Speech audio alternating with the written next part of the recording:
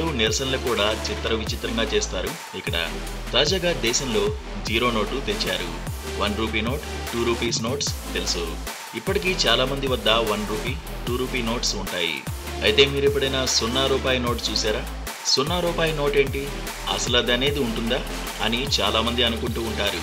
కానీ మన దేశంలో 0 రూపాయి నోటును ఎన్జిఓ ముద్రించిందట.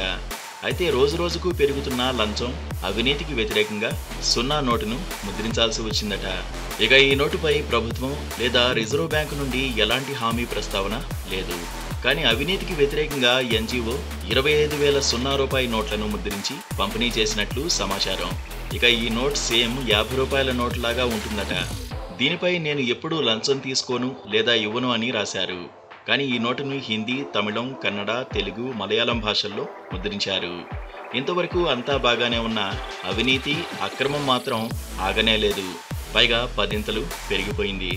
జీరో అంటే 0, విలువే లేనిది. చివరకు ఈ నోటు ప్రింట్ చేసిన వాళ్ల ప్రయత్నం కూడా ఇలాగే అయిందని అవినీతి పరులు నవ్వుకుంటున్నారు. మొత్తానికి ఇదో చిత్రమైన ప్రయోగం.